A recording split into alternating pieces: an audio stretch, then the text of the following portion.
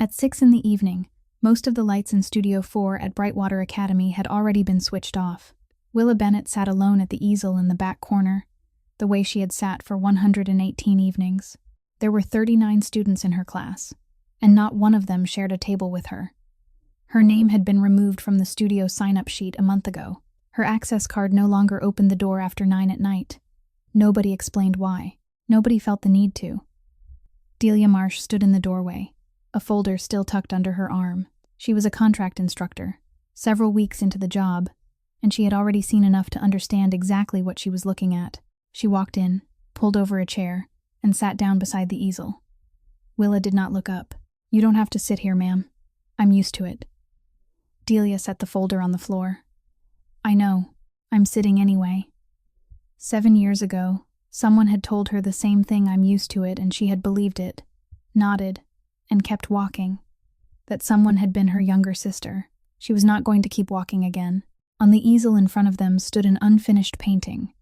A black car parked beneath a street lamp, drawn and redrawn so many times that every line had been memorized. Delia looked at it and asked, very gently, "Who is this?" Willa was quiet for a long moment. "Nobody. I just paint what I see every day." Delia had no way of knowing that the answer was true. Nor did she know that the moment she pulled out that chair and sat down, something very large, somewhere far beyond that wall, had just begun to move. If this story touched you, leave a like, so we know you're still listening. Share it with someone you think needs to hear it today. And subscribe so you don't miss the stories still to come. 5 weeks before that afternoon, Delia Marsh walked through the gates of Brightwater Academy for the first time, carrying a file folder, and nothing else. The Human Resources office was in the basement, under yellow lights, with 2 desks pushed close together. The woman sitting behind one of the desks handed her a gray access card without looking up. She explained that it was a temporary card for contract faculty, and if any issues arose, Human Resources could deactivate it remotely. Delia took the card and turned it over once in her hand. "What kind of problem?" The woman shrugged. "Just a problem." Delia slipped the card into her jacket pocket and didn't ask anything else. 7 years of teaching on contract at 4 different institutions had taught her that people didn't answer questions they themselves didn't want to hear. The dean's office was on the 3rd floor, behind a dark wooden door, and Dr. Constance Pryor received her for exactly 4 minutes. She didn't invite Delia to sit. She stood beside the window, her hands clasped behind her back, speaking about Brightwater in the tone of someone who had delivered the same speech many times before. "We have 400 students. We have a reputation that took 60 years to build. Miss Marsh, I only need you to remember one thing. At Brightwater, we handle everything internally." Delia nodded. "What if there's something that needs to be handled?" Pryor turned and looked at her, and for half a second something very quick passed across her face before disappearing. "Parents here are sensitive. Some of these families have been connected to the school for 3 generations. You understand what I'm saying, don't you?" It wasn't a question. Delia said that she understood, and she left the office at exactly 4 minutes and 20 seconds after she had knocked on the door. Her first lecture was Modern Literature, the Tuesday morning class, with 39 students from the painting department. She introduced herself in no more than 3 sentences. She wrote a difficult question on the board, the kind of question no one at the 3 schools before Brightwater had ever been able to answer during the first session, and then she turned around and waited. The classroom was silent. There was the tapping of a pen, the scrape of a chair, someone turning a page in a book simply to look busy. Delia didn't rush them. She had learned that silence was the best tool a teacher could have, as long as the teacher could endure it longer than the students could. Then, in the last row near the window, one hand went up. "Only one. Go ahead." The girl stood, and her answer lasted less than a minute. But it wasn't the kind of answer someone memorized from a study guide. It was the kind of answer given by a person who had truly read the book alone, not because it had been assigned, and had thought about it longer than necessary. When she sat down, the room remained silent for another 2 seconds, and Delia knew those 2 seconds weren't because anyone was thinking. It was the silence of a group of people who had just been made uncomfortable by someone outside the group. "Thank you. Tell me your name again." "Willa Bennett." In the middle row, a fair-haired girl leaned back in her chair, her eyes still fixed on the phone resting on her lap, and spoke just loudly enough for the whole room to hear. "Lucky guess?" The class laughed. The laughter lasted exactly half a second, and then stopped. And it was the way it stopped that caught Delia's attention. Because natural laughter never ends that neatly. It stopped because everyone was waiting to see whether the fair-haired girl would say anything else. She didn't. She simply turned her phone face down on the desk. Delia glanced at the class list, found the seating chart, and matched the names. Sloane Ashcroft, 3rd year. Delia showed no reaction. She turned back to the board, erased the old question, wrote another one, and continued the lesson as though nothing had happened. But when class ended, when 38 students had left the room, and the 39th was still gathering her things very slowly in the last row, Delia opened her case, took out a small black notebook, a notebook that wasn't an attendance record and wasn't submitted to anyone, turned to the first blank page, and wrote down a name. Then she closed the notebook. On her way to the parking lot, she passed through the main lobby, where a large bronze plaque was mounted on the wall, bearing the names of the donors who had contributed the money to build the building. The name at the very top, in the largest letters and carved the deepest, belonged to a transportation company, Ashcroft Freight Partners. Delia walked past the plaque without looking at it. She was thinking about those 2 seconds of silence in the classroom. That afternoon, after the last class, Delia went up to the 3rd floor for the second time that day. The dean's office door was closed. Outside was a small waiting area with a desk, a printer, and a woman around 50 seated behind a computer screen, her fingers moving steadily across the keyboard, never stopping when Delia walked in. "I'd like to see Dr. Pryor. She has appointments until 6, then I can wait. At 6, she goes straight to the airport." Delia stood there for another moment. The woman kept typing. "I'd like to report something that happened in class." Only then did the woman's hands stop. The secretary opened a desk drawer, took out a stack of forms, pulled one sheet free, and placed it in front of herself, instead of handing it to Delia. It was a very small detail, and Delia remembered it. "Go ahead, I'll write it down." In modern literature this morning, one student gave a very good answer, and another student made a belittling remark afterward. The whole class laughed along. The pen stopped. What did the other student say? She said it was just a lucky guess. The secretary looked at her for a second, then lowered her eyes and wrote 3 words in the blank box. Delia couldn't see what those 3 words were. "Anything else?" "I don't think this is the first time." "You think that? Or you saw it?" "I've only been here a week." "Then you think it." The pen drew a line across the lower half of the form, the section reserved for evidence. Then the secretary looked up, and there was nothing irritated in her voice. Nothing cold either. That was what made Delia feel short of breath. She spoke in the voice of someone who believed she was helping. "Miss Marsh, I'm going to tell you this honestly because you're new here. The students here are adults. The youngest person at this school is 18 and a half. We don't babysit. If someone feels they've been treated unfairly, they come up here themselves, file their own complaint, and sign their own name. That's the procedure. You can't file a complaint on someone else's behalf. And honestly, you shouldn't. What if they're afraid to come up here? Then it means it's not serious enough for them to be willing to." Delia stood perfectly still. She'd heard that answer, or some version of it, at the 3 schools before Brightwater, but she'd never heard it delivered so cleanly. The secretary folded the form and slipped it into a thick file on the left side of the desk, a file Delia suspected no one would ever open again. And in that exact moment, Delia understood something with a clarity so complete that she almost felt relieved. This door didn't open with words, not because the people behind it were cruel.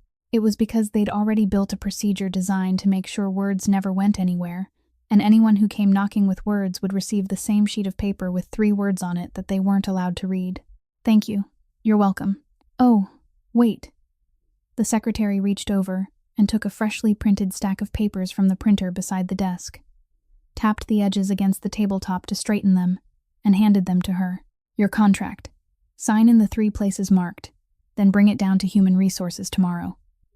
Delia took the papers, thanked her again, and walked out. She didn't stop until she reached the stairwell landing, where she turned the pages over. It was a 3-page contract, the signature lines marked in pencil. But tucked between pages 2 and 3 was a 4th sheet that didn't belong to the contract, printed at the same time, probably left behind in the printer tray. An internal recruiting note.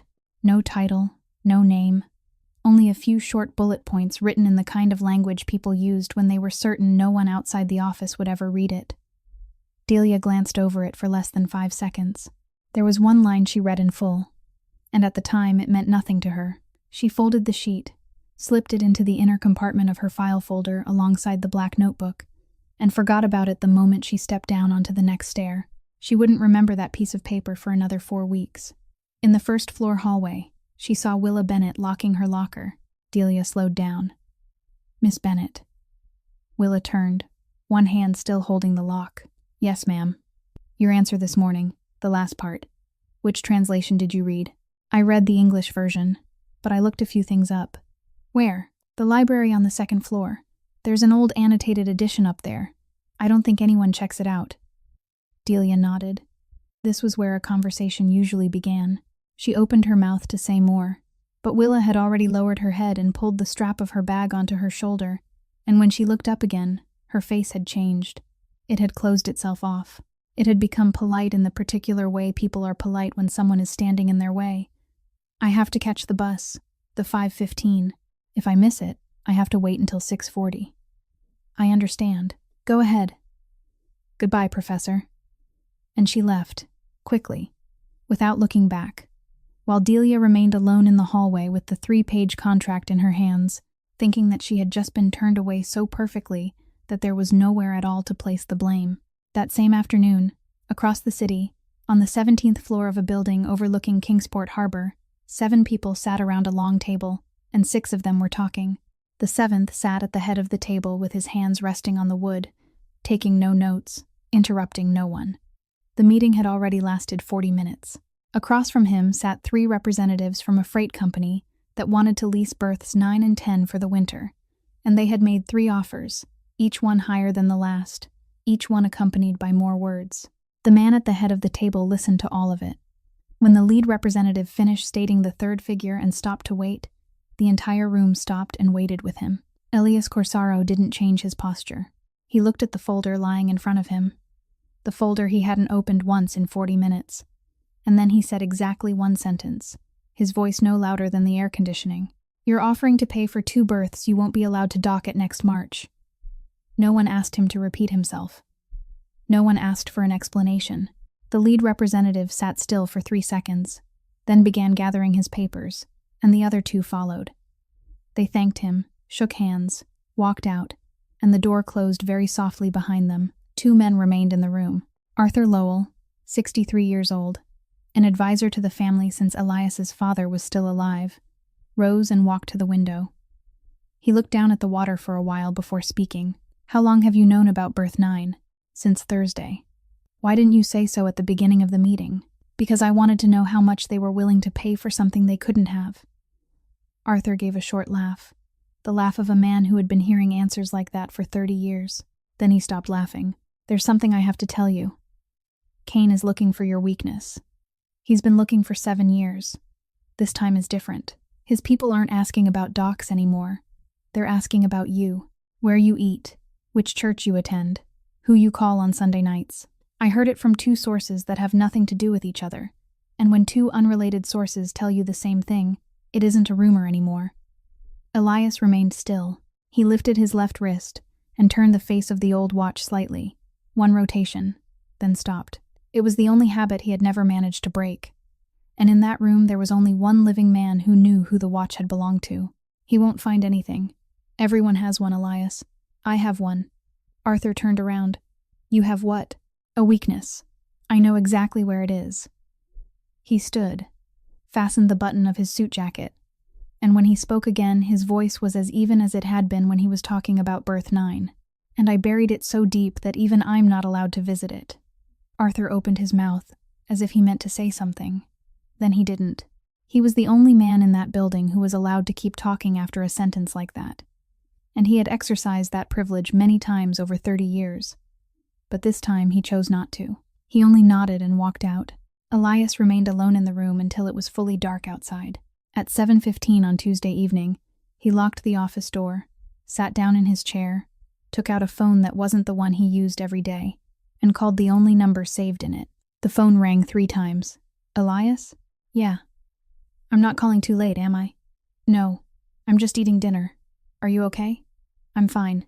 How's school?" There was a very short silence on the other end. So brief that if he had been driving, or opening his computer, or thinking about birth 9, he wouldn't have noticed it. But he was sitting perfectly still in a dark room, and he heard it. It's good. I've got a study group now. We turned in our midterm last week. How many people in the group? 4. One of them is really good at portrait work. I'm learning a lot. Good. He said good. And he heard his own voice say good. And he didn't ask another question about that group of 4. Listen, let me put a little money in your account. It's going to get cold soon. Don't. Just enough for a coat and taxis at night. Elias. Her voice grew serious, and for 1 second he heard his mother in it, something he hadn't heard in 20 years. If I spend your money, people can trace it back to you. You know how people trace someone. You taught me when I was tiny, remember? I can take the bus. The 5:15 gets me home in 18 minutes. I like taking the bus. He said nothing. Outside the window, the cranes at berth 4 switched on their warning lights. Have you eaten dinner yet? I'm eating right now. You already asked me. Yeah. Go to bed early. You sound tired. Yeah. Good night. He ended the call. He sat there for a while longer with the phone resting in his palm, thinking about that very brief silence, and then he did what a man who had built an entire empire on never trusting anyone still did every time he spoke to his little sister. He believed her. He believed her because he needed to. The package arrived at 9:10 Thursday morning, 3 days after the phone call. It came by ordinary parcel service, fully declared, carefully packed, and it passed through exactly 3 layers of inspection before it was placed on Elias Corsaro's desk, because there was nothing inside worth holding back. The assistant set the package down, said security had scanned it and opened it for inspection, and asked whether he wanted it unpacked. Elias told him to leave it there. He worked for another 40 minutes before opening it himself. Beneath the wrapping paper was a wooden box. Not large, light in weight, made of good wood. He lifted the lid. It was a paint box.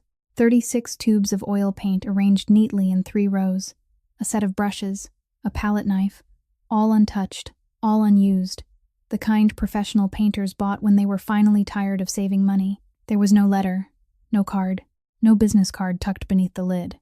There was only a delivery slip attached to the outside of the wrapping, with the sender's name printed clearly in machine type, without any attempt to hide it. Kane, Atlantic Logistics. Elias didn't move. He didn't close the lid, didn't push the box away, didn't call anyone into the room. He simply sat there looking at those 36 tubes of paint, longer than an ordinary man would look at a gift, and then he raised his left wrist, turned the face of the old watch exactly once, and stopped. Arthur Lowell was called upstairs at 11 o'clock. He stood in front of the desk, looked at the box, picked up 1 tube to read the label, then placed it back exactly where it had been. Good stuff. This has to be worth $2,000. What do you think? I think Kane just signed contracts with 3 Northern European shipping companies, and I think he's sending gifts to everyone he wants sitting at the same table with him next year. I think it could just be a courtesy gift. Do you believe what you just said? Arthur didn't answer immediately. He pulled out a chair and sat down, something he only did when he expected the conversation to last. Elias, how do you want me to answer that? If I say it's a message, you'll ask me what the message is, and I don't have an answer. Nobody sends a threat and puts their own company name on the delivery slip. Nobody does that. Right, nobody does. Then what? Then it means he wanted me to know he sent it. The room was quiet for a while. Outside came the long blast of a ship horn from berth 4. You may be seeing something that isn't there, Arthur said, his voice softer now. People send each other gifts all the time. Sometimes a box of paint is just a box of paint. Elias looked at him. You worked with my father for 22 years. How many times have you told me the story about 71? A lot. He received a fruit basket in September and he laughed. By November, he wasn't laughing anymore. That was different. There are no coincidences, Arthur. Only people who haven't been exposed yet. He closed the wooden box, pushed it to one side of the desk, and when he spoke again, his voice was as steady as it had been when he discussed berth prices. Buy up all of Kane Atlantic's dock debt. 3 ports. Kingsport, New Bedford, Providence. Start tomorrow morning. Arthur looked up. What did you say? He leases his berths with borrowed money. 7 banks, 1 trust fund, and 1 loan I'm sure he doesn't want anyone knowing about. Buy all of it. Use 3 different entities. And don't put our name anywhere in the chain. Pay above market if you have to. I want it done within 2 weeks.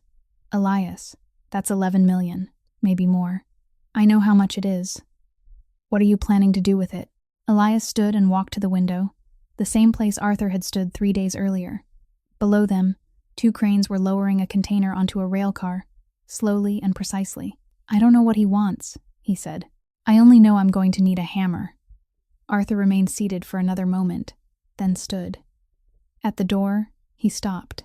If I'm wrong, you lose $11 million over something that doesn't exist. If you're right, I lose 11 million and sleep well. And if he's right, Elias didn't turn around. Then I'll be glad I already had the hammer. The door closed. One man remained in the office with his back to the door, and a wooden box sat quietly at the corner of the desk, and he wouldn't open it again for the next 4 weeks.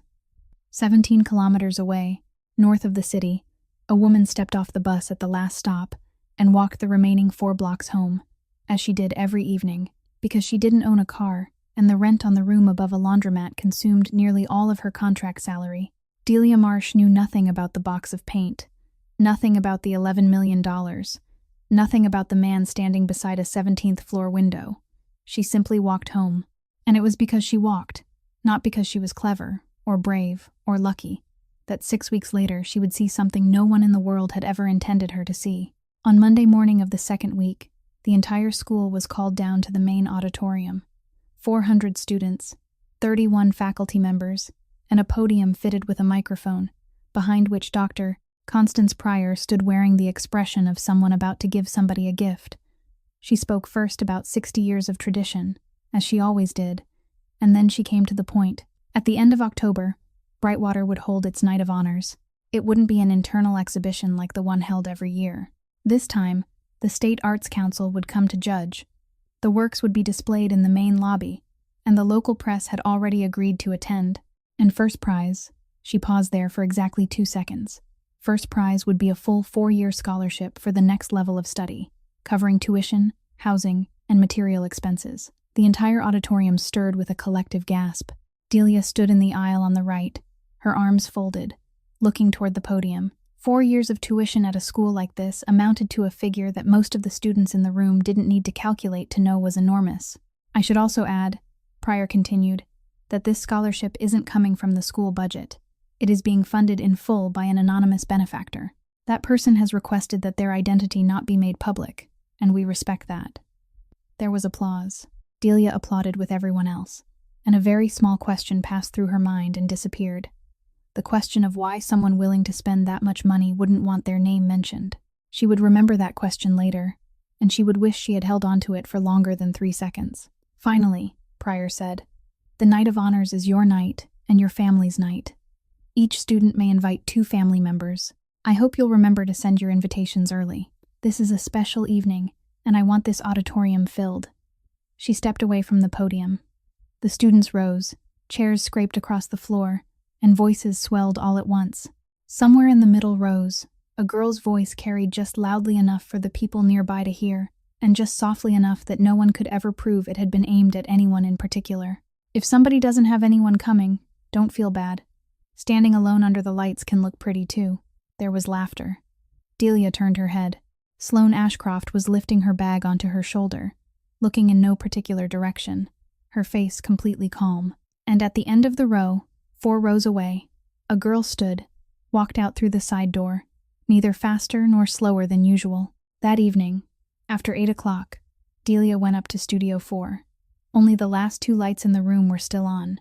Willa Bennett was washing brushes in the sink at the corner, getting ready to leave. I heard you didn't enter the competition. No, ma'am, I didn't. The deadline is Friday. I know. Delia pulled over a tall stool nearby, sat down and said nothing else. She had learned that silence was the best tool a teacher could have, and she was prepared to sit there longer than Willa could keep washing brushes. After a while, Willa turned off the faucet. Professor, I don't want anyone looking at me. I understand. I don't mean I'm shy. I mean I really don't want them to. Right now, things are okay in the way they are. I go into the studio, I paint, I go home. If I hang a painting on the wall in the main lobby, then I have to stand beside it. Then people will ask questions. Then everything will change, and I'm not sure it'll change in a good way. Delia nodded slowly. Do you know what I think? No, ma'am. I think you just used 3 sentences to tell me that silence feels safer. Willa didn't answer. She placed the bundle of brushes on the drying rack, one by one, neatly. I used to think exactly the same thing, Delia said. Not for myself. For someone else. I convinced myself that if that person just kept their head down and quietly got through it, everything would pass on its own, because things usually do pass on their own. I was wrong. What happened? I had to pay a price. Willa turned and looked at her. What price? Delia sat quietly for a moment. Out in the hallway came the sound of the security guard's footsteps, making rounds on the floor below. That's something I can't tell you today. Willa kept looking at her for a few more seconds. Then she lowered her eyes and wiped her hands on the rag hanging over the edge of the sink. Where do I submit the application? The department office. There's a box for the subject of the piece. Think about it before you write anything. On Friday morning, 40 minutes before the deadline, an application was placed in the tray at the painting department office. The entrance name was written in blue ink, the handwriting small and even. In the box marked subject of the work, there was only one line, and the person receiving the form glanced at it before filing it away without reading closely. The first person who saw me. It began the following Monday, and it began so quietly that for the first 3 days, no one noticed except the person it was happening to. On Monday morning, the schedule for Studio 4 was printed fresh and posted on the door, just as it was every week. There were 14 names in the evening time slots. Willa Bennett's name wasn't among them, even though she had signed up the previous Thursday and had put her signature in the logbook. She went to the department office and asked about it. They told her the system had just been updated. There was probably a glitch, and she should sign up again. She did. On Tuesday, her name was missing again. Wednesday night, she stayed to paint until 9 o'clock. And when she went to the side door to leave, her access card wouldn't open it. She tried 3 times. The indicator flashed red. She had to go around to the first floor and leave through the main entrance, where there was a security guard, and the guard looked at her card and told her it had been restricted from use after 9 o'clock. If she wanted the restriction removed, she would have to go to Human Resources. Thursday morning, she went to Human Resources. They told her the system showed that her card had been placed in a restricted access group. They didn't know why, and they would look into it. Thursday afternoon, the department office called her down and returned the competition application she had submitted the previous Friday. There was a stamp in the corner of the form and a handwritten note. Transfer to archives. Improper submission procedure. She asked what she had done wrong. They told her the application was supposed to have been accompanied by an electronic submission through the system rather than submitted on paper alone, and the deadline had already passed on Friday, which was unfortunate. She took the application back and didn't argue a single word. Delia learned about all of this Thursday afternoon when she went up to Studio 4 and found the room locked, while Willa sat outside in the hallway on a windowsill with her portfolio resting unopened across her lap. Delia asked what had happened. Willa told her, briefly, completely, without adding a single word to make herself sound pitiful. Delia listened to all of it, and as she listened, she felt something strange. It wasn't anger. It was the feeling of someone hearing a wrong note in a piece of music at the exact place where only a professional would recognize that something was off. She told Willa to go home and not miss the 5:15 bus. Then Delia remained alone in the second-floor hallway, and she stood there for quite a long time. Because only then did she understand what she should have understood on Monday. One student could laugh at another student. One student could refuse to sit at the same table, refuse to send messages, refuse to invite someone to eat, refuse even to say that person's name. A student could do many things, but a student couldn't erase someone else's name from the studio schedule 2 weeks in a row. A student couldn't move another person's access card into a time-restricted group. A student couldn't stamp an application and write transfer to archives in the corner. Those things required an account with privileges. Those things required an employee access card. Delia went back to the faculty room, opened her computer, and used the one small privilege a contract instructor had, the right to review the system logs for the classrooms where she taught. She pulled the records from the previous 3 weeks. She printed them. Then she sat down and read every line, and what she found wasn't a single incident. It was a pattern. 3 changes to the schedule for Studio 4, all 3 made close to 2 o'clock in the morning. 1 change to an access card permission group, made around the same hour. The same user ID had been used all 4 times. That ID didn't belong to academic affairs. It didn't belong to the department office. Its prefix belonged to maintenance. Friday morning, Delia went up to the 3rd floor. This time, she didn't stop at the secretary's desk. She walked straight to the dean's office and knocked, and by the time the secretary rose as if to say something, the door had already opened. Dr. Pryor was holding a phone. She looked at Delia, told the person on the other end that she would call back, then put the phone down. "Miss Marsh." Delia placed the stack of printed pages on the desk. She didn't speak first, didn't apologize for coming in, didn't explain herself. Dr. Pryor looked at the papers without touching them. "What is this?" "The system access logs for Studio 4 from the past 3 weeks. I marked 4 entries. All 4 occurred after 1 o'clock in the morning, all under the same user ID, and that ID belongs to maintenance. And one student had her name removed from the schedule 2 weeks in a row, had time restrictions placed on her access card, and had her competition application returned for improper submission procedure. Students can't do any of those 3 things. I'm not here anymore to report a remark someone made in class. I'm here to ask you who is using that account." Dr. Pryor sat down. She pulled the pages closer, turned one over, then folded the stack closed. When she looked up, her voice had changed. It wasn't louder, only slower. "Miss Marsh, the building you're standing in was built in 1978 with one family's money. The name engraved on the bronze plaque downstairs in the lobby. 3 generations of that family have attended this school. They paid to repair the roof last year. They paid for the heating system the year before that. You've been here 5 weeks. Delia didn't move. "Then I suppose I'm still new enough that I haven't had time to get used to this." The room was silent for a very long time. Dr. Pryor pushed the papers back toward her, but Delia didn't take them. "I'm keeping this copy," she said. "I'll have it investigated. Thank you. And your contract expires at the end of November." "I know. I moved it to review status. This morning, before you came in." Delia gave one very slight nod, then turned to leave. Only when she reached the door did she remember that she hadn't thanked her again. But she decided that this time, she wouldn't. That Friday evening, Delia left the school later than usual, close to 7 o'clock, and walked toward the bus stop as she had every evening since her first day. Ellsworth Road ran along the school's eastern fence, 2 lanes wide, with a narrow sidewalk and streetlights spaced about 100 feet apart.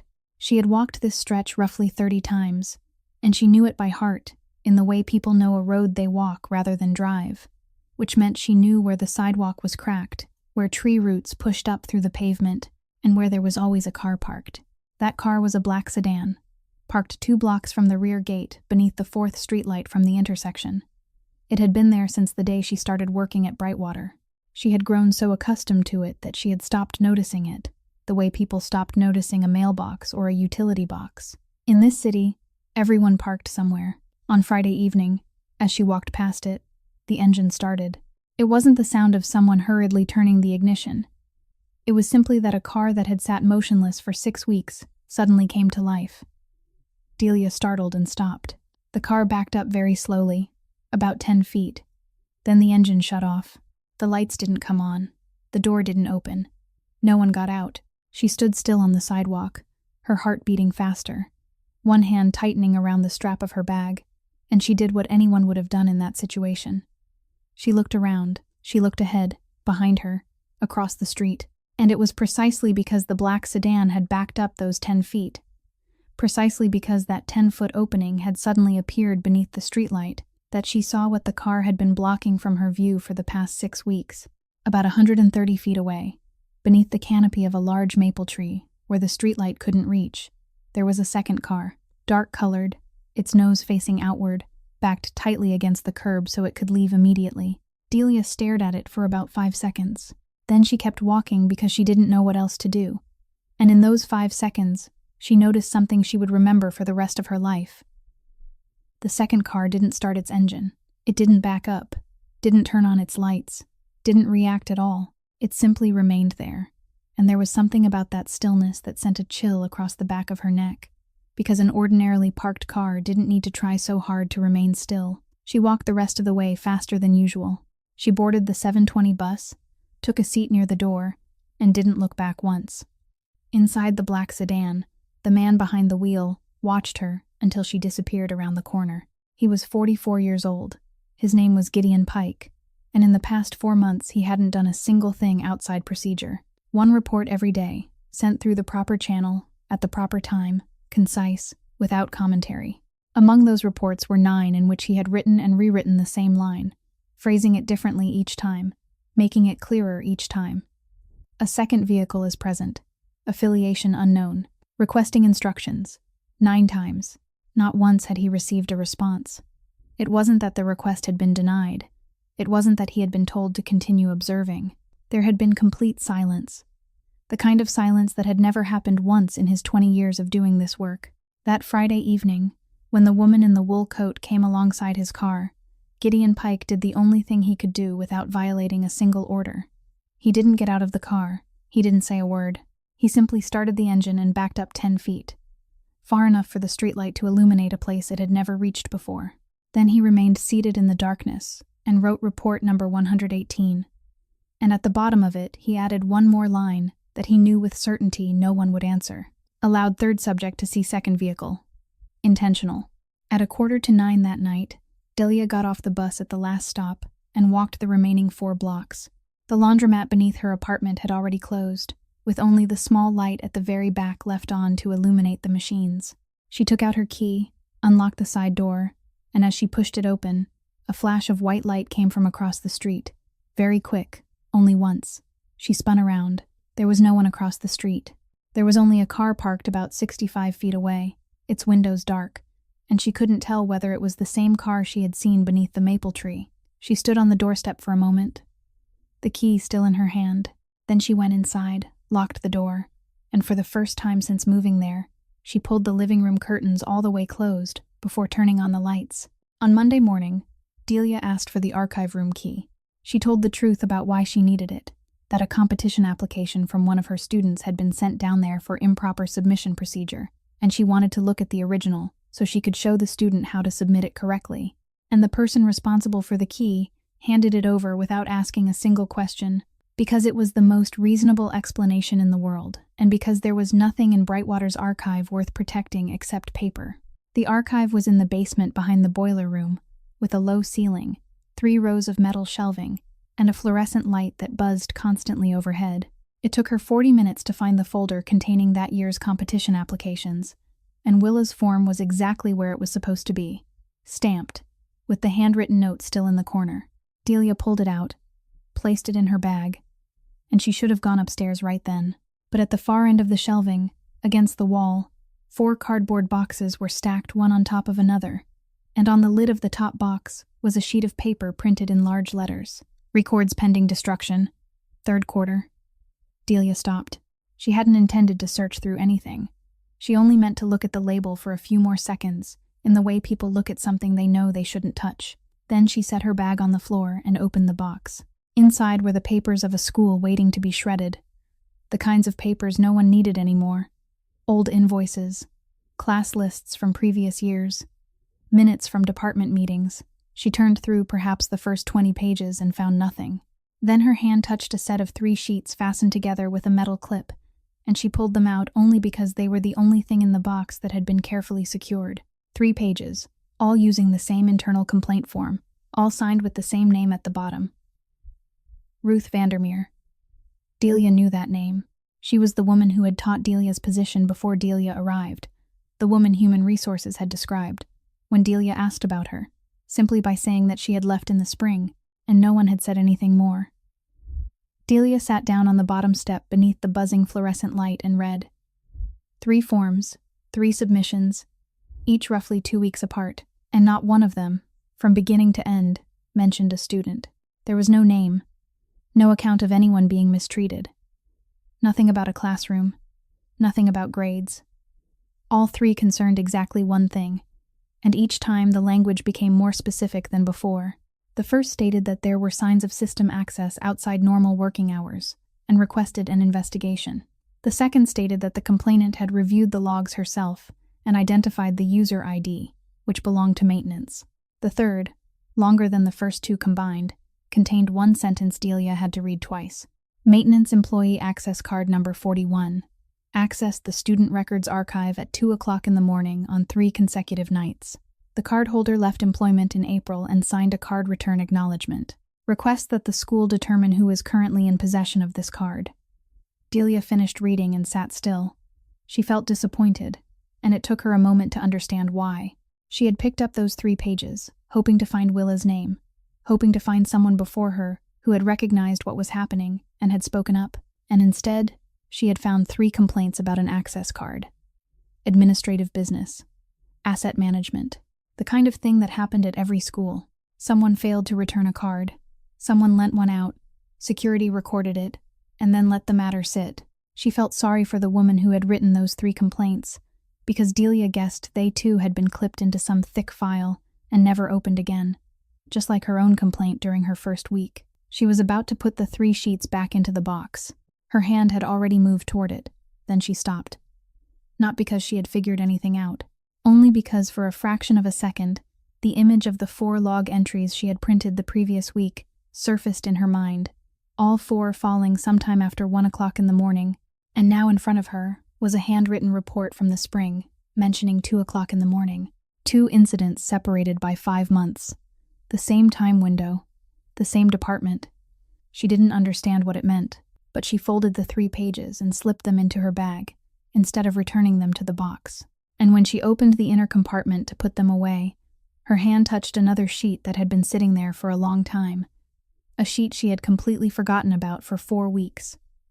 She pulled it out, the internal recruiting note that had been printed by mistake on the day she received her contract. The first time, she had glanced at it for 5 seconds. This time, she read every word beneath the buzzing fluorescent light, sitting on the bottom step of a basement archive room. It was short, 4 bullet points about an unnamed candidate for an unnamed position, written in the kind of language people used when they were certain no one outside the office would ever read it. Candidate suitable. Short-term contract. Unaffiliated with any sponsoring organization. Outstanding student debt. Low likelihood of filing complaints. Delia read it a second time, then a third. Her name wasn't anywhere on the page, but there was a date, and that date was 3 days before she had received the invitation to interview. She sat on that bottom step for a very long time. The light above her kept buzzing. "They didn't hire me because I was good," she said. "Alone in a room with no one else in it. They hired me because I was cheap, and because they thought I knew how to keep quiet." Ruth Vandermeer lived on the west side of the city in a small house with wooden front steps and a row of empty clay pots lined along the railing. Delia found the address in the former faculty directory still hanging in the department office, something no one had thought to take down. She went there Wednesday afternoon without calling ahead, because she thought that if she called first, she wouldn't be allowed to come. Mrs. Vandermeer opened the door, looked Delia up and down, and the first thing she said wasn't hello. "You're teaching in my old position, aren't you?" "Yes, ma'am. Delia Marsh." "I know. They sent a notice to the whole department in May." She didn't invite Delia inside. She stood in the doorway with one hand still on the knob, and Delia understood that she had about 2 minutes. She opened her bag, took out the 3 sheets fastened with the metal clip, and held them up. "I found these in a box of records waiting to be destroyed in the basement." Mrs. Vandermeer looked at the papers. She didn't take them. Her face didn't change, but the hand gripping the doorknob tightened slightly. "Did you bring them back to me?" "I brought them because I wanted to ask you about them." "I have nothing to say about that. You filed 3 complaints, and you saw where they ended up." She started to close the door. Delia spoke quickly, using her ordinary voice, without pleading and without putting emphasis on any particular word. "I just printed the system logs from the past 3 weeks. There are 4 altered entries, all 4 made after 1 o'clock in the morning, all under the same user ID, and the ID belongs to maintenance. What happened to you was 5 months ago. What happened to me was last week." The door stopped. Mrs. Vandermeer remained still for about 3 seconds, then opened it wider and stepped back into the house. "Come in. Don't sit in the chair on the left. It's broken." The living room was small, with books stacked on the floor because the shelves were already full. She sat in the chair on the right, didn't offer Delia anything to drink, didn't make small talk. "What do you want to know?" "What did you ask them?" "I asked who had maintenance card number 41. That was all. I didn't accuse anyone." I didn't name anyone. I didn't say anything bad was happening. I asked one question that anyone working in a building with 400 students should have asked. What did they say? After the first complaint, they said they would send it to security. After the second, they said it was being handled. After the third, nobody said anything at all. Delia nodded. I heard that you left because you had a conflict with one of the donor families. Mrs. Vandermeer looked at her, and for the first time during the conversation, she smiled. It wasn't a happy smile. Who told you that? No one, I guessed. You guessed wrong. She leaned forward, both hands braced on her knees. You think they fired me because I bothered a donor family? Miss Marsh, I taught at Brightwater for 19 years. I bothered donor families 3 times, and all 3 times I kept my chair. They fired me 4 days after I filed the 3rd complaint. 4 days, no meeting, no disciplinary action, no reason given.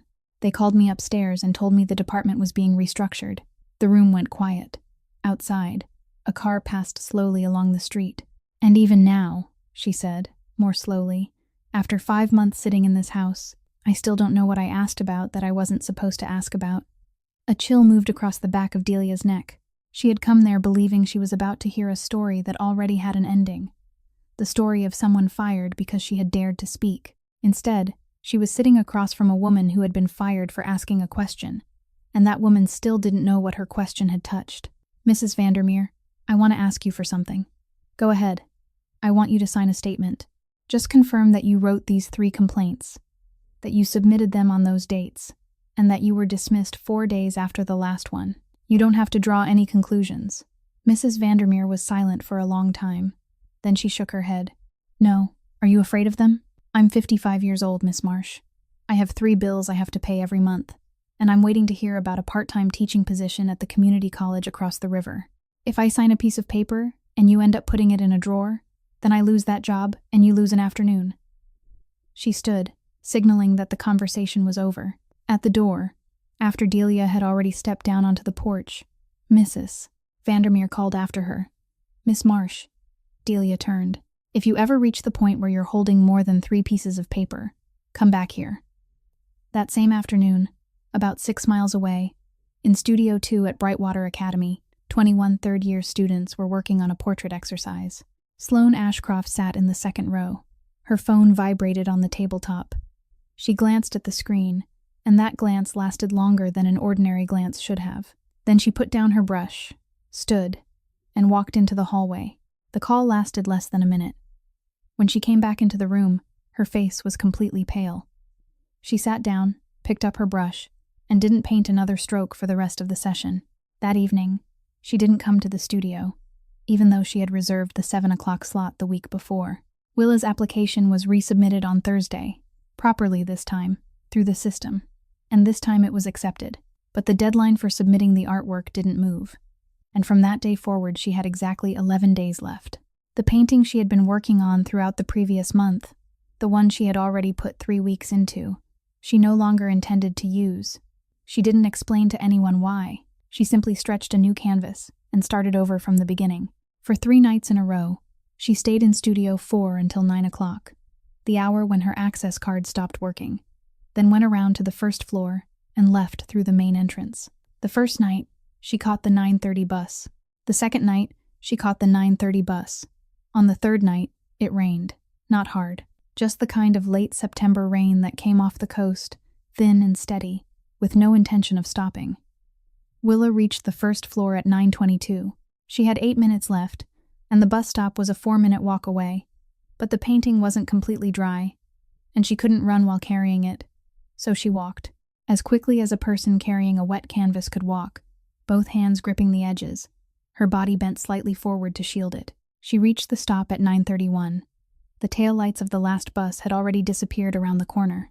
The shelter had a roof and 2 metal benches, but the rain blew in from one side. Willa sat on the drier bench, took off her coat, and wrapped it around the painting. She did it carefully, with the painted surface turned inward, then gathered the whole bundle into her arms.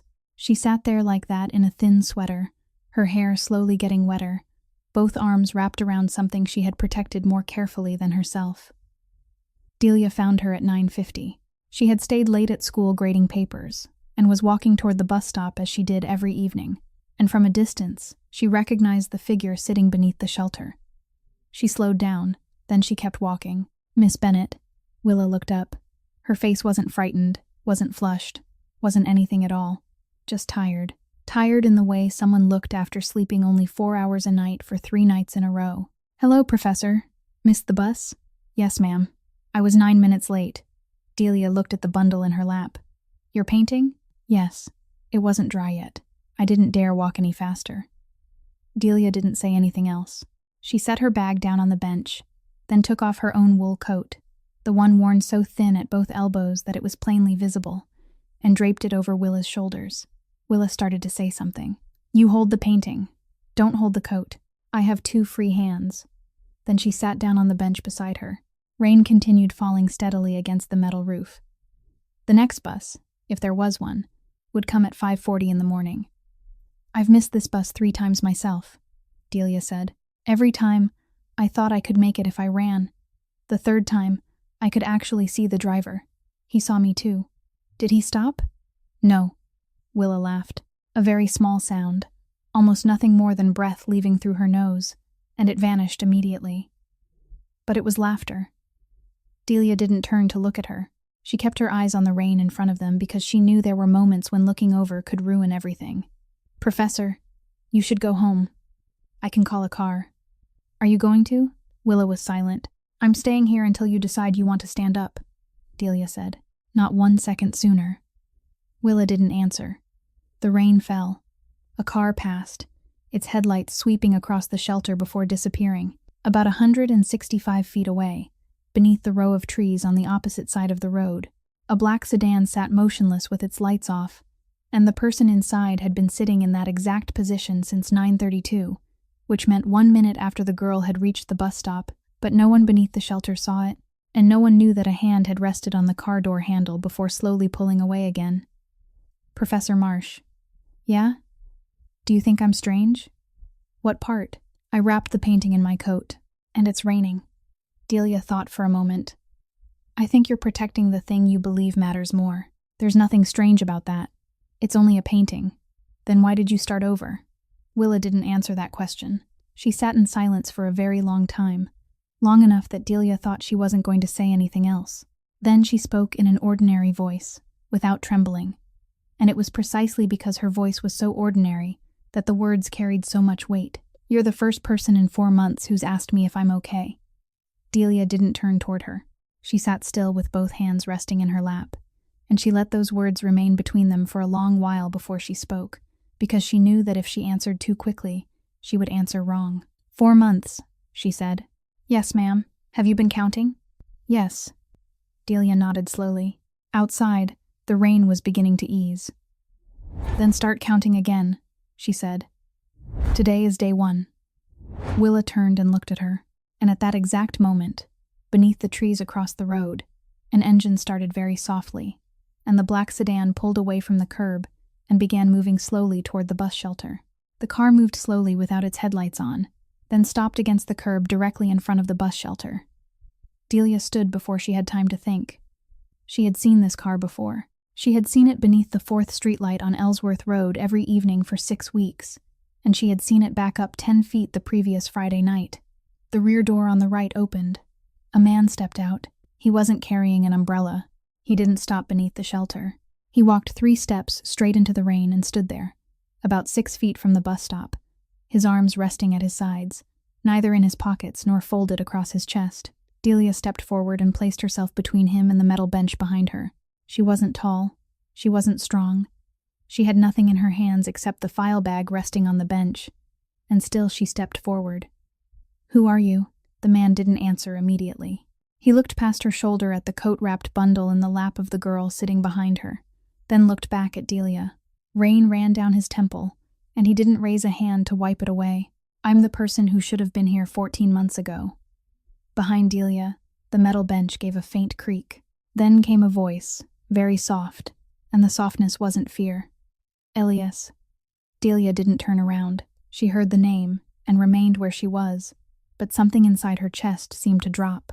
In Kingsport, the surname attached to that name was something people didn't say loudly in restaurants. It was painted along the sides of 2 tugboats docked at berth 1.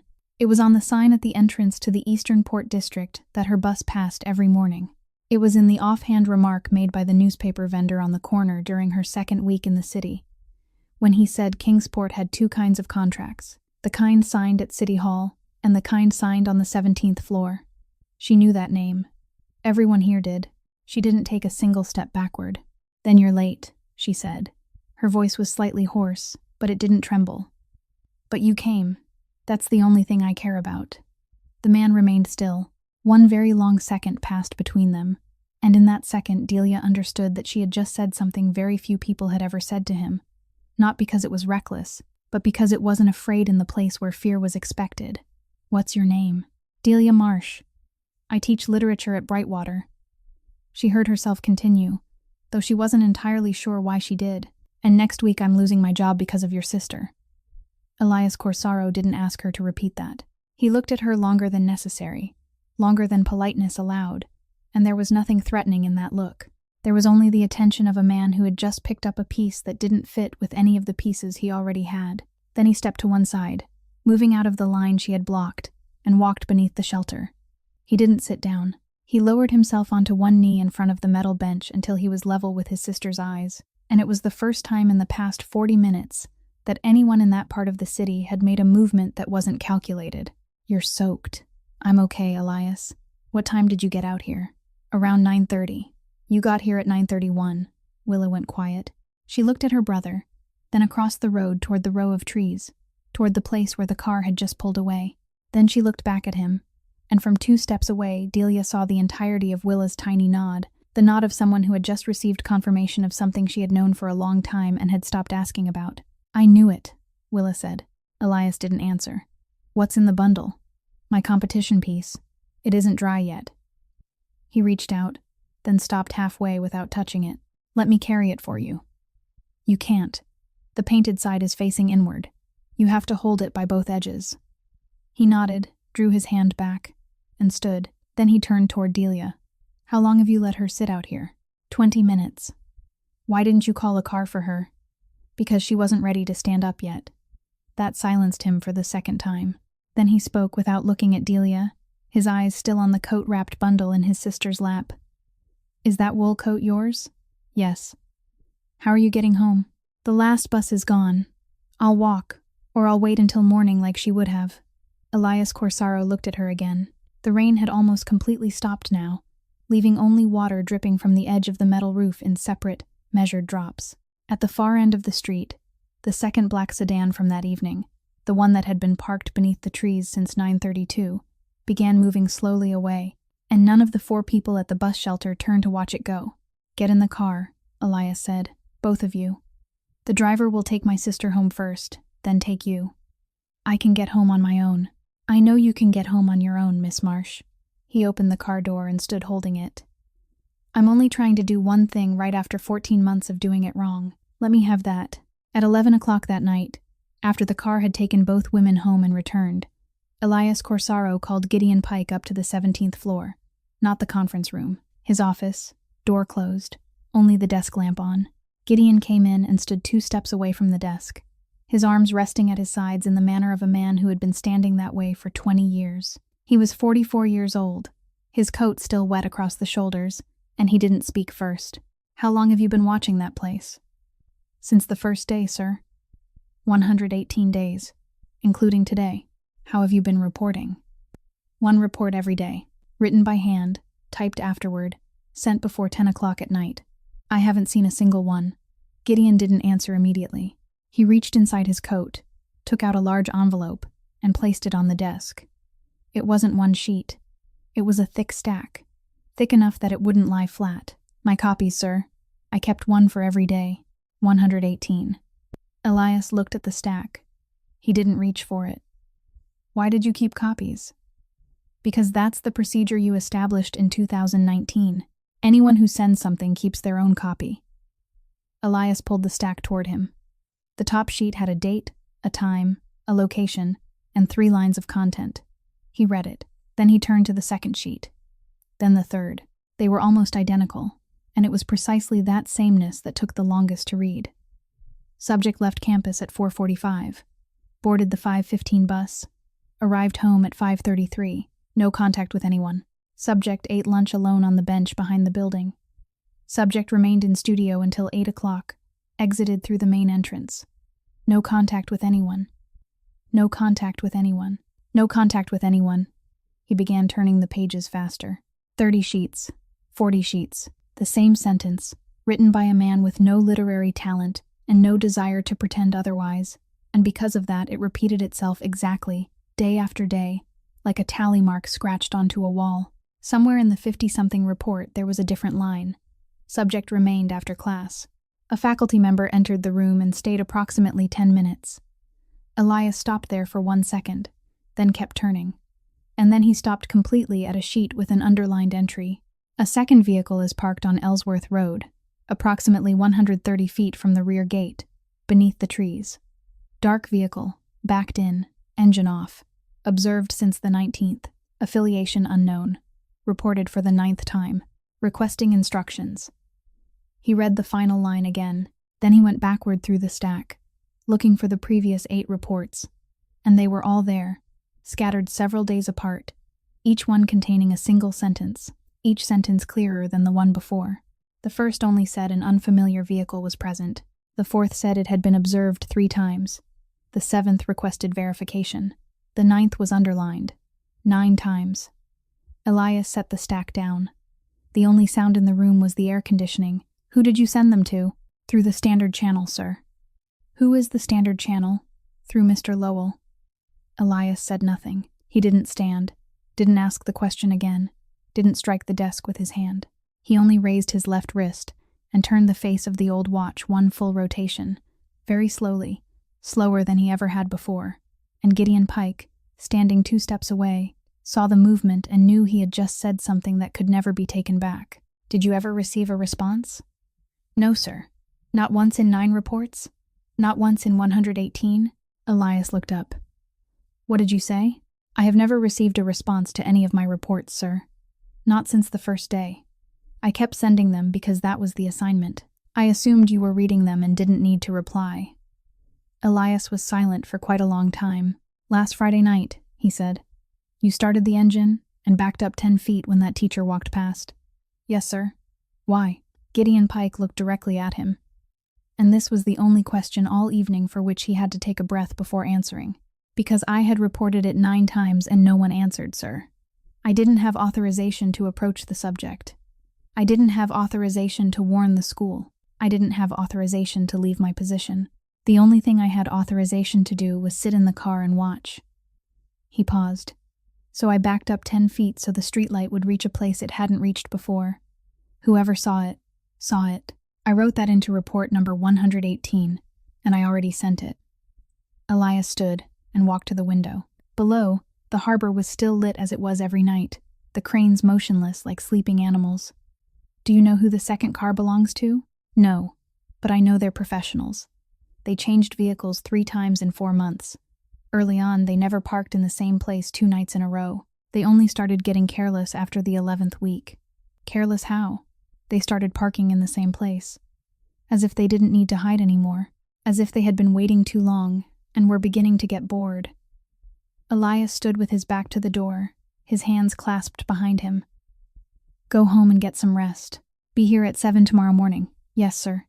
At the door, Gideon stopped. Sir, go ahead. In report number 118, I added 1 final line. I wrote that she stayed with your sister at the bus stop for 20 minutes and didn't call a car, even though she had a phone in her pocket. Elias didn't turn around. Add 1 more line to report number 119 for me. Yes, sir. What line?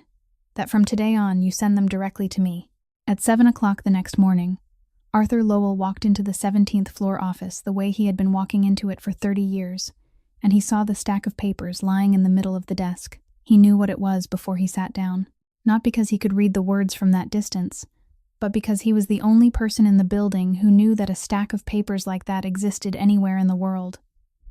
Can you count them? Elias asked. He wasn't sitting in his chair. He stood beside the window with his back turned. 118, Arthur said. He pulled out a chair, sat down, and placed both hands on the desk. You don't need to count them for me. You didn't ask where I got them. You got them from Pike. He kept copies. I know he kept copies because I'm the one who taught him that procedure 7 years ago." The room went quiet. Outside, a cargo ship was turning into the channel, sounding its horn twice in short blasts. "You're not denying it." "No." Elias turned around. And that was the most frightening thing about that morning.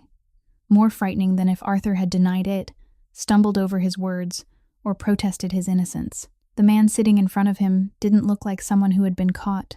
He sat upright, his hands still, wearing the face of a man who had been waiting for this day a long time and had prepared his answer back in the spring. "What did you sell, Kane?" "A name." "Whose name?" "The name of the school." Elias didn't move. "That's all," Arthur said. "I didn't tell him the girl's name. I didn't tell him which department she was in, what year she was, whether she used her mother's surname or her father's. I told him you were keeping something at Brightwater, and I didn't know what it was, and that he could go find it for himself. I didn't know how long it would take him. Turned out to be 4 months. You sold my sister. I sold a door." Arthur said it no louder than the sentence before. "If you want me to say it differently, I can. But you paid me for 30 years to tell you exactly what I think, so I'll do it one last time. I sold a door because I wanted you to reach out. Reach out. Your father ruled with a cold head, Elias. He didn't hide anything because he had nothing to hide. People feared him because they could see everything and were still afraid. You rule through a locked cabinet. For 14 months, everyone who walks into this room has felt that somewhere in this building there is a cabinet no one is allowed to open. People aren't afraid of a cabinet. They're curious about it. And curiosity never stops. It only changes hands." Elias walked over, pulled out the chair opposite Arthur, and sat down. It was the first time that morning he had taken a seat. "You think you're saving me. I think I'm forcing you to choose. If you don't choose, time will choose for you. And when it does, it won't be kind. You were there the day I carried her out of the hospital." Arthur was silent. "You drove the car. You opened the back door. She was 3 years old and slept the whole way home. I was 19. "I was there," Arthur said, and his voice changed, only slightly, in a place another person wouldn't have noticed. "That's exactly why I knew that girl would ruin your judgment. I watched you for those 20 minutes in the car, and I knew right then that from that day forward, you would never again be the man who could weigh what anything was worth. For 30 years, I sat beside you and waited for the day it became a disaster. I would rather choose that day myself than let Kane choose it." "You already let Kane choose." Arthur didn't answer. Elias stood, walked around the desk, and for 3 seconds no one in the room knew what was going to happen next, including the man who was about to do it. Then Elias stopped beside the window, his hands clasped behind his back. "In 9 months, you'll be 64, he said. "Whatever you're going to do, say it. You stay." Arthur looked up. "You stay exactly where you've always sat. No one in this building knows what happened this morning. You keep going to meetings, keep signing papers, keep eating dinner where you always eat. And then, tonight you call Kane. You tell him I'm not going to Brightwater on Friday. You tell him I have business in Providence, that I'm sending someone in my place, that I don't want to appear in crowded places this month. You tell him in exactly the same voice you used in May." Arthur looked at him for a very long time. "You want me to lie to him. I want you to do, one last time, exactly what you've been doing." The room was so quiet they could hear the elevator moving through the core of the building. "What if he doesn't believe me?" "He will. He's been believing you for 5 months." Arthur placed one hand on the stack of 118 pages. He didn't turn them over. He only rested his hand there. "And after Friday? After Friday, you leave. A car takes you to the station at 6 o'clock Saturday morning. You don't come back to this city. You haven't asked me how much he paid me." "No. Why not?" Elias kept looking out the window. "Because if you had done it for money, I would know what to do with you. But you did it because you care about me. I don't know what to do with that." On Thursday afternoon, after the last class, Delia stayed behind in Lecture Hall B to straighten the test papers. At 4:20, the room was empty, the chairs still pulled out of place, the board still covered in writing. She heard the door open, and she knew who it was before she looked up, because in 6 weeks at Brightwater, no one had ever opened the lecture hall door without saying something. Elias Corsaro stood in the center aisle. He wasn't wearing a coat. He hadn't brought anyone with him. Miss Marsh. Mr. Corsaro. I have 15 minutes. I want to ask you one question. She set the stack of papers down on the desk. Go ahead. Last week, you took the system logs up to the dean's office. You knew your contract expires at the end of November. You knew she could decide not to renew it. You went anyway. He paused. Why? Delia didn't answer immediately. She pulled a chair from the front row, turned it around, and sat down. He remained standing. Do you know how long your sister sat alone? 118 days. You counted quickly. I only found out the day before yesterday. She nodded, then remained silent for a long time, and he didn't rush her. I have a younger sister, she said. She's 2 years younger than I am. 7 years ago, she was in her second year of college, and she worked nights at a package sorting warehouse to help pay tuition because I had just started working and I couldn't cover enough. She worked there for 4 months. He was still standing, but he had stopped looking around the room. She called me a few times. She told me nobody there talked to her. Nobody did anything to her. Nobody yelled. Nothing happened that sounded like something when you tried to tell it. They just didn't talk to her. She said, "It feels strange, going through an 8-hour shift without opening your mouth once." Delia looked down at her hands. I told her to hold on a little longer. There were only 3 months left in the semester. I told her every workplace was like that, and she would get used to it. She said one thing to me, and her voice was completely ordinary when she said it.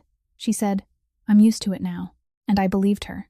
The only sound left in the room was the clock on the wall. One night, her shift ended at midnight, Delia said. She never made it home. She said nothing after that. No date, no details, no images. She simply sat there in silence, and Elias Corsaro stood in the middle aisle of an empty lecture hall with a question already forming in his mind, a question he had intended to ask next, and he didn't ask it. "That's why I went to Pryor's office," Delia said. "Not because I'm brave. I'm not brave. I just once heard someone say I'm used to it now," nodded, and kept going. "And I know what it is to live with that." Elias pulled a chair from the end of the second row and sat down 3 steps away from her. "Miss Marsh." "Yes, I can fix this in 24 hours. He said it calmly, without boasting, without threatening. The name on the bronze plaque downstairs. I know who that company owes money to, whose berths they lease, who they have freight contracts with. Tomorrow morning, I make 3 phone calls, and by tomorrow afternoon, the entire board will be in an emergency meeting. By evening, my sister's name will be back on the studio schedule. Her access card will work at night, and no one in that building will dare look at her strangely again. 24 hours. I believe you. Then why don't you look relieved?" Delia looked up. "Because you can fix the Ashcrofts," she said. "You can fix Pryor, the studio schedule, the access card. You can fix all of that in one afternoon. But there's one thing you can't fix." "What?" "The fact that your sister believes she isn't worth anyone standing up for." He didn't answer. "Do you know what happens if everything suddenly gets better tomorrow morning? She'll sit in that studio with her name on the schedule, and she'll understand immediately that it happened because her brother made 3 phone calls. She'll be grateful to you. And she'll believe, one more time, the thing she has believed for the past 4 months, that if you aren't there, no one comes for her, that she can't stand on her own." Delia leaned forward. "She has to see that for herself, Mr. Corsaro. She has to stand up herself, resubmit that application herself, start the painting over from the beginning, and work on it 3 nights in a row herself. She has already done all 3 this week, alone. You came 14 months late, but you came just in time not to take that away from her." Elias Corsaro sat in silence. Footsteps passed in the hallway outside and faded into the distance. He raised his left hand to his wrist, touched the face of the old watch, then lowered his hand without turning it. "For 30 years, he said, "there has been exactly one person who dared tell me I was wrong. He told me hundreds of times. I listened every time, and I was grateful to him. But every time, I listened the way a man listens to a risk assessment." He stood, fastened the button of his jacket. "No one has ever told me I was wrong in a way that made me want to hear more." He walked to the door. "Mr. Corsaro," he stopped. "Don't make those 3 phone calls. I won't." Then he added, without turning around, "But I'm keeping them." On Thursday evening, Elias stopped by the small apartment his sister rented on the north side of the city for the first time in 14 months. He came at an hour when he knew for certain she wouldn't be home, 7 o'clock in the evening, when she would still be in the studio. He had no intention of searching through anything. He only wanted to see the place where she lived, the kitchen where she cooked, the window she looked out of, the things he had known for the past year only through 3 lines in a report every night. The room was neat, the books arranged by height, an easel standing in the corner, a blanket folded into a square on the chair. On the table lay a hardbound sketchbook with worn corners. He picked it up because he assumed it contained assignments. The first page was a car, a dark sedan parked at an angle beneath a streetlight, seen from a distance, slightly off to one side. He turned the page. The second page showed the same car, from the same angle, under different light. The third showed the same car in daylight, the fourth in the rain. He began turning the pages faster, and the sketchbook kept opening beneath his hand, page after page, and there was nothing else in it. No portraits of friends, no composition exercises, no landscapes, only one car beneath one streetlight, drawn over and over, until somewhere in the 30-something page, the lines had become as certain as a person's signature, something she could make without looking because she knew it by heart. Some pages showed the whole car, some showed only the upper half, where the edge of the window began. One page rendered the front wheel and the strip of water pooled beneath the tire in painstaking detail. Another page, somewhere near the middle of the book, showed only a single streetlight and an empty space beneath it, an empty space shaped like a car that hadn't been drawn. He stopped longest on that page. Then he turned to the last one. The last drawing wasn't finished. Only the basic frame had been laid in, and in the lower right corner, outside the margin, written in pencil so small that he had to tilt the book toward the light to read it, were 3 lines. Day 118. He still has someone staying. That means he knows. That means he chose. Elias read those 3 lines. Then he read them again. Then he sat down on the floor with his back against the leg of the table, the sketchbook open across his lap, and he remained that way for a very long time. She hadn't been hiding anything from him. That was the first thing he understood, and it overturned the entire meaning of the past 14 months. For 4 months, he had convinced himself that she hadn't told him because she didn't want him to worry, that she was protecting him the way she had protected him since she was little. The truth was simpler and much worse. She knew there was a car parked outside the school gate every day. She knew whose car it was. She didn't need anyone to tell her. She saw it every afternoon at 4:45 when she walked toward the bus stop, and she understood perfectly well that the person inside it reported back every evening. So in her mind, there was only one possible answer to the equation. Her brother knew everything. He knew she ate lunch alone on the bench behind the school. He knew her name had been removed from the schedule. He knew she sat in the last row of Studio 4, class after class. He knew all of it, and he chose not to come. And for 118 days, she still sat down every night and drew that car again, because in the entire city, the car parked beneath the 4th streetlight on Ellsworth Road was the closest thing she had to her brother. Elias sat on the floor. He didn't cry. He only sat there with one hand resting on the open sketchbook, and one sentence kept repeating in his mind, the sentence she had said to him over the phone in the most ordinary voice in the world. "It's really good, Elias. I've got a study group now." There was a knock at the door. Gideon Pike came in, stopped at the threshold, and saw the man sitting on the floor, and he said nothing about it. "Sir," I finished tracing it. "Tell me." "The full scholarship for the Knight of Honors. The anonymous benefactor." Gideon placed a sheet of paper on the table. The money passed through 2 intermediary layers before it reached the school's account. The second layer is a charitable foundation registered in Delaware. The founder of that foundation, and the only person who has contributed to it in the past 4 years, is Desmond Kane. Elias didn't look up immediately. "When did the money come in?" "June, 3 months before the school announced it." Only then did Elias look up, and Gideon saw something on his face that only a man who had spent 20 years standing watch would recognize, that this man had just understood the entire problem in the space of a single breath. For 4 months, Kane hadn't been able to find the name. He had the school, 400 students, and nothing more. So he had done something far cheaper and far more reliable than digging through records. He had paid to build a stage. A scholarship large enough that no one would turn it down. An evening where family members were invited. A name that would be called in front of 400 people. And all he had to do was sit in that auditorium and watch to see who stood up. If she wins, Gideon said, she has to walk onto the stage. If you're in the room, you hand him the thing he's been waiting 118 days for. If you aren't there, he gets nothing. That's right. Sir, I recommend that you don't go. Elias closed the sketchbook very gently and stood. She counted all 118 days, he said. If I make her count one more, what exactly am I protecting? At 7 o'clock on the final Friday of October, the main hall of Brightwater Academy was packed. 42 works hung along both walls. The State Arts Council sat in the second row, and a reporter from the local newspaper stood in the aisle on the right, with a camera hanging against his chest.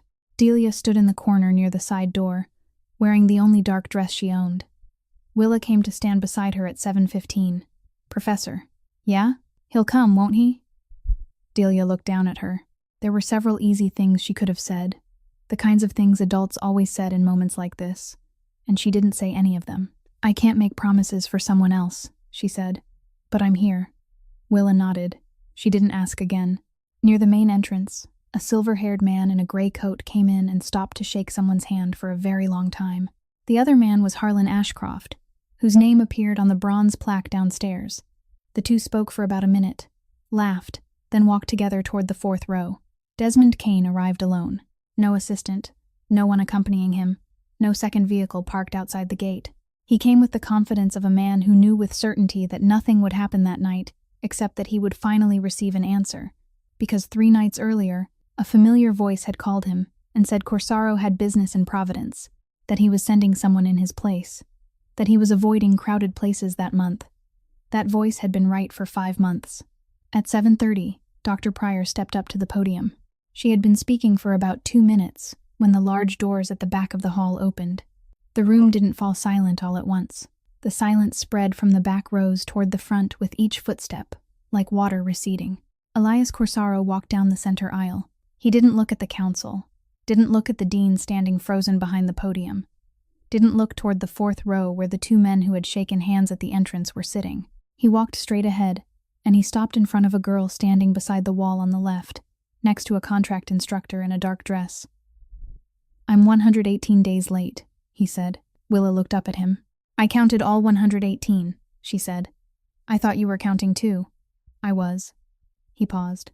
I was just counting the wrong thing.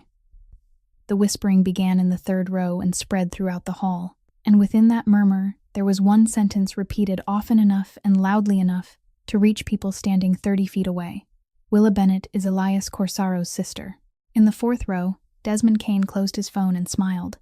4 months of waiting had ended in 4 seconds, but he hadn't noticed the man who had been standing near the side door since 6:45, and he hadn't seen who had arranged for the invitation placed directly into his hand 6 days earlier. 10 minutes later, he was invited into the boardroom at the end of the hallway, along with Harlan Ashcroft, and the door closed behind 4 grown men. No one raised his voice. No one rose from his chair. I have to give you credit, Kane said as he sat down. You hid her well. I had the school in May, and after 4 months I still had nothing. How did you do it? Tuition. 400 students. I narrowed it down to 3 records where money was moving through trusts I couldn't trace back to a source. 3 names. I put pressure on all 3, and watched to see who came for them. The first 2, nobody came. The third one, nobody came either. He gestured with one hand. 118 days, Corsaro. I was ready to give up, until your teacher stood up. Elias's expression didn't change. She took the system logs to the dean, Kane said, a contract instructor with 5 weeks of seniority, about to lose her job, and she still went upstairs. I should thank her. She pointed me to the right person. Are you finished? I'm finished. Elias pushed a thin file across the table. Kane opened it. He read the first page, then the second, and on the third page, he stopped turning. Every dollar of Kane Atlantic's dock debt in Kingsport, New Bedford, and Providence, held across 7 banks and 1 trust fund, had been purchased through 3 intermediary entities and consolidated 2 weeks earlier. Behind that was a copy of an agreement bearing 2 signatures, one Kane's, the other Arthur Lowell's. Harlan Ashcroft pulled the file toward himself. He turned to the page where his company's freight contract appeared among the secured assets, and all the color drained from his face. You thought my sister was my weakness, Elias said. His voice was no louder than the air conditioning. You were wrong. She's the reason, and reasons aren't negotiable. Kane sat still for a moment. Then he stood, buttoned his coat, and walked toward the door. At the threshold, he turned back. You just told the entire city who you love. Yes, Elias didn't stand. And the entire city just learned what happens to anyone who touches them. At 8:15, the State Arts Council returned to the main hall, and the head of the council stepped up to the podium to announce the results. First prize, together with the full 4-year scholarship, went to entry number 37, created by Willa Bennett, a second-year painting student. Applause followed. It began unevenly, then grew louder, and from the corner of the room, Delia realized that most of the people clapping hadn't even known the girl's name 2 hours earlier. Willa walked up to the podium. She carried no notes, had prepared no speech, and when someone handed her the microphone, she simply said thank you 3 times and stepped back. Then the cloth covering entry number 37 was pulled away. Delia looked up and froze, because the painting on the wall wasn't the painting she thought she was about to see. For 6 weeks, she had seen that black car on the easel in Studio 4, had seen it in the sketchbook, had asked about it and been told it wasn't anyone. 3 nights before the submission deadline, Willa had stretched a new canvas and started over from the beginning, and no one at the school knew what she had painted. The painting on the wall showed a bus shelter in the rain. Water blew in beneath one side of the metal roof. On the metal bench sat a woman wearing a wool coat, and the artist had spent the greatest care on 2 places: the elbows of that coat, where the wool had worn thin enough for the individual fibers to show. Beside the woman was an empty seat. No one occupied it, but the way the woman sat, leaning slightly toward that empty place, made it clear that she was waiting, and that she was willing to wait a long time. And at the edge of the painting, on the right, beyond the reach of the streetlight, there was a dark shape that anyone who didn't know better might have mistaken for the shadow of a tree. It was a car. It had moved out of the center of the painting. It was still there, but it was no longer the thing being looked at. The title appeared on the small card beneath the frame, the same words written in the subject box of the application 6 weeks earlier. The first person who saw me. Delia remained where she was, one hand resting on the back of the chair beside her, and she couldn't remember how long she stood that way. Doctor. Pryor went to the podium and invited Elias Corsaro to say a few words. She invited him in the voice of someone who knew perfectly well that she had no other choice. He went up. He didn't take the microphone immediately. He stood looking at the painting for about 5 seconds, then turned toward the room. I'm not going to talk about myself, he said. There are 400 people here who have spent the entire evening trying to figure out who I am, and I think you've figured it out, so I won't waste your time. The hall was silent.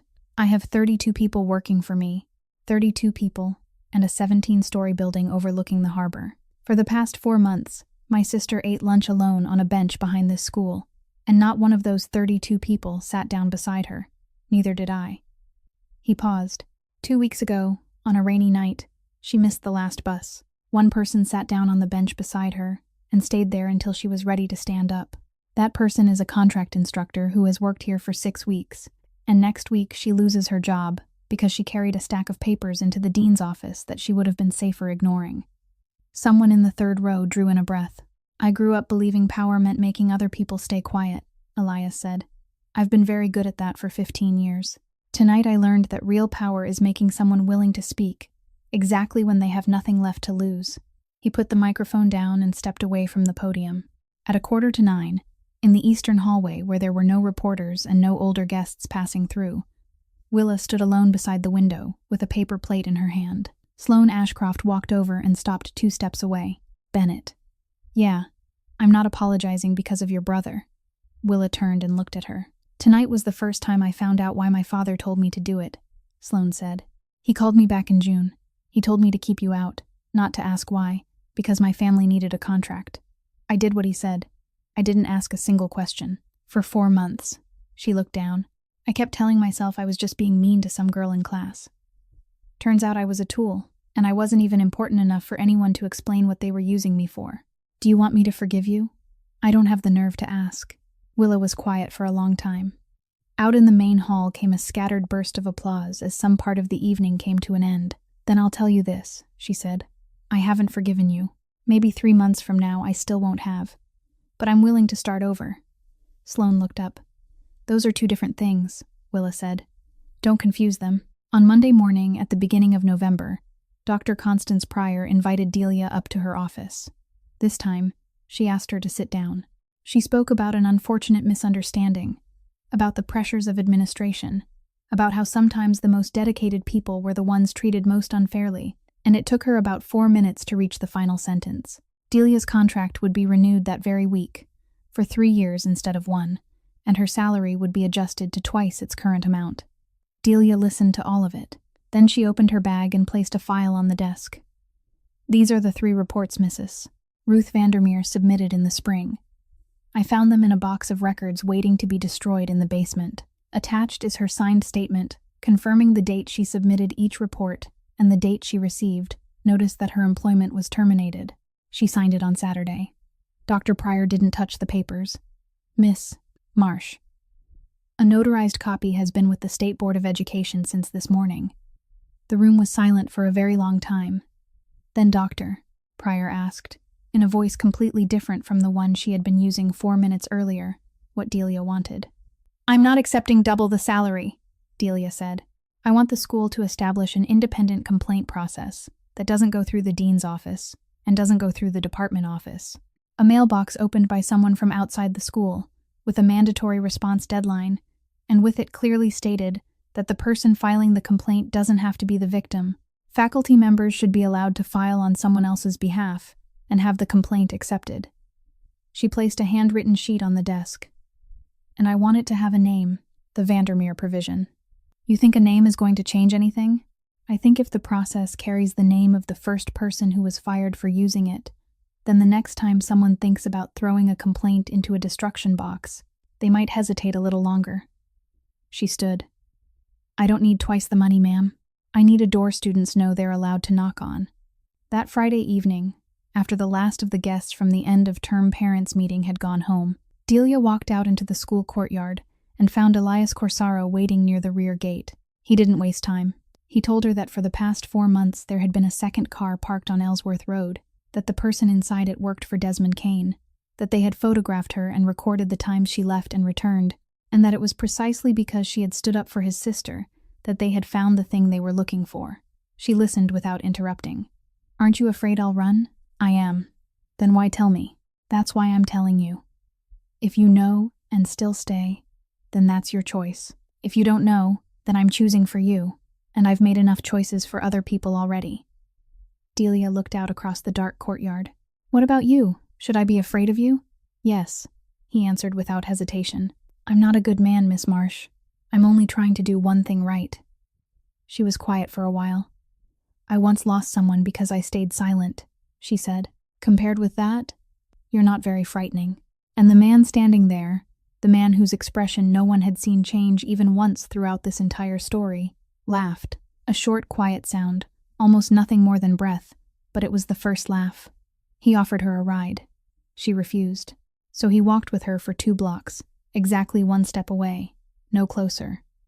Miss Marsh, I owe you something I can't buy. What are you planning to pay me with? By being there. Next time. And every time after that.